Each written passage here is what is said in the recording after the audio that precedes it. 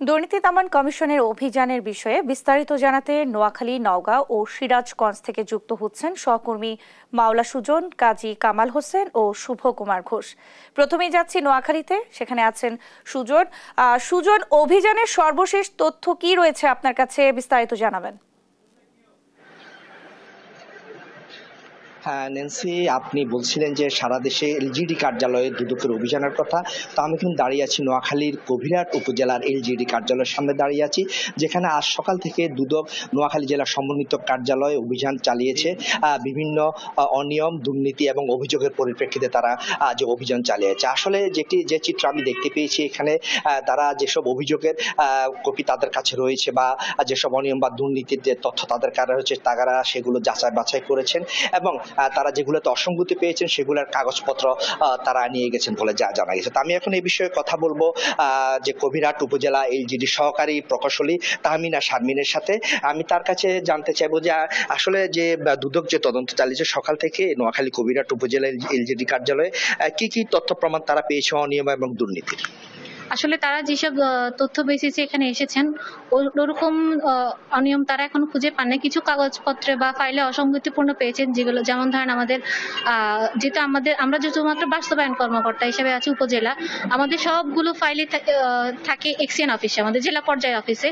তো সেই কারণে কিছু অফিস কপি বা হচ্ছে যে আমাদের এখানে না থাকার কারণে ওনারা ওগুলো অসঙ্গতিপূর্ণ পেয়েছেন, এবং যেটা বিরোধিতে ওনারা ফাইলগুলো নিয়ে যাবেন এবং পরবর্তীতে ওনারা এটা তথ্য যাচাই করে দেখবেন। আরেকটি প্রশ্ন, ঠিকাদারদের বিরুদ্ধে কোনো অভিযোগের তদন্ত তারা সত্যতা পেয়েছেন কিনা? এটা আসলে এখনো ঠিক ওভাবে যাচাই করে, ওটা টোটালি ওনারা যাচাই করে বলতে পারবো। আর হচ্ছে যে ওরকম তথ্য প্রমাণ স্বরূপ এখনো পায়নি ওনারা। ধন্যবাদ আপনাকে। আসলে তিনটি জানিয়েছেন যে যেসব অভিযোগের সত্যতা তারা পেয়েছেন সেগুলোর কাগজপত্র তারা নিয়ে গেছেন। তো আমি এখন চলে যাব এই বিষয়ে কথা বলার জন্য নওগাঁতে। সেখানে রয়েছেন সহকর্মী কামাল। নওগাঁর দুদকের অভিযানের সর্বশেষ তথ্য আমাদেরকে জানাবেন।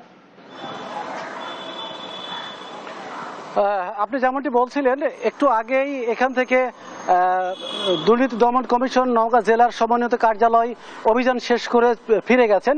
ওনারা সকাল থেকে এখানে অভিযান পরিচালনা করেছে। বিশেষ করে আমি যেখানে দাঁড়িয়ে আছি, নওগাঁ স্থানীয় সরকার বিভাগের জেলা কার্যালয়, সেখানে ওনারা সকাল থেকে এসে বিভিন্ন তথ্যপাত্র নিয়েছে। বিশেষ করে নির্বাহী প্রকৌশলীর কাছ থেকে অনেক বিষয় জেনেছেন। বিশেষ করে সুনির্দিষ্ট কিছু তথ্যের ভিত্তিতে প্রকল্পের বিষয়ে তারা তথ্য নিয়েছে, এবং তথ্য নেওয়ার পরে তারা নওগাঁ সদর উপজেলার বক্তারপুরে এবং ভাঙা মসজিদ নামক স্থান, এই দুটো জায়গার সরজমিনে তারা গিয়েছিলেন এবং যে তারা বিভিন্ন তথ্যপাত্র তারা নিয়ে এসেছেন এবং সেটার সাথে বাস্তবতার কতটুকু মিল রয়েছে সেটা তারা জেনেছেন। এবং এরপরে ওনারা আবারও এখানে এসেছিলেন এবং সেটার সাথে বাস্তবতার বিভিন্ন যে টাকা লেনদেন করা হয়েছে, এই প্রকল্পের যে টাকাগুলো উত্তোলন করা হয়েছে সেগুলো নিয়ে নির্বাহী প্রকৌশলী সহ সংশ্লিষ্ট সাথে কথা বলেছেন।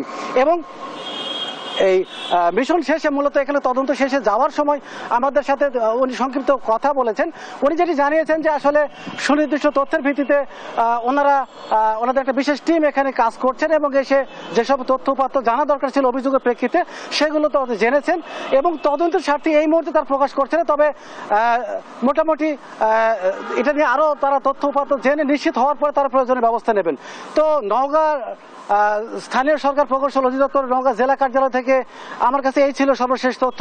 আমি এখন সরাসরি চলে যাচ্ছি সিরাজগঞ্জের সহকর্মীর কাছে।